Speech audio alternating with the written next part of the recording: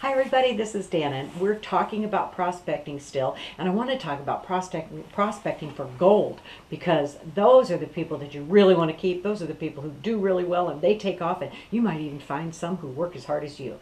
And so there's gold in them there hills. You just have to go looking.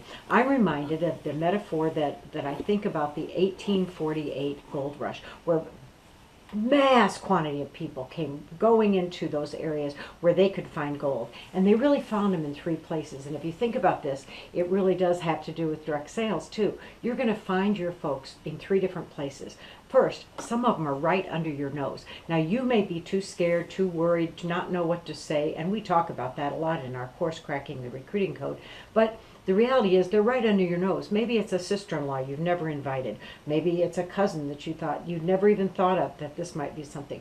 Maybe it's somebody who's sitting right under your nose that is in another profession, and the reality is that you think that they're happy and you've never asked them because you've made up your mind that they wouldn't want to do something like you. They're right under your nose. When the gold rush guys, the prospectors, went into that gold rush area, some of them, it was right there and they walked over them. They literally, heading for someplace else, they just pass right over them. So don't forget to stop and look right where you are. They could be right under your nose. Sometimes, though, you have to sift for them.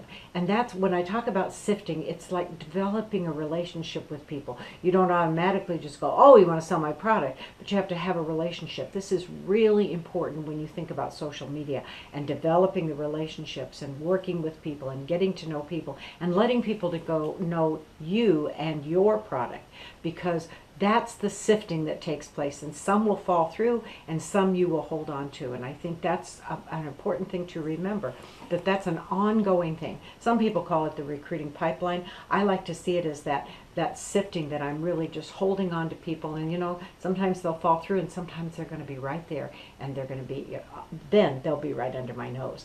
The third way that you prospect, it's kind of a metaphor for this whole gold rush, is the things that are left over. It's so interesting. The gold rush ran from 1848 to 1855.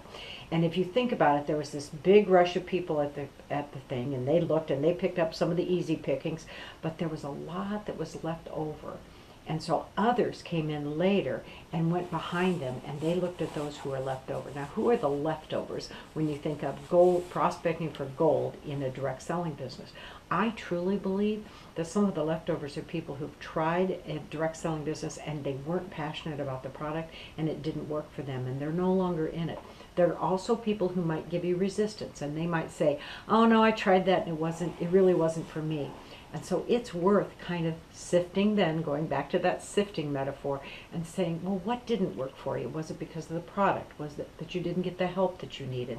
Or was it the wrong time in your life? And I think some of those are the leftovers that people overlook because they say, they did it, I'm not going to try it with them. So whatever it is, there's gold in them there hills, and you deserve to have some of it. Make sure that you put on your prospecting eyes, ears, and listen for those clues.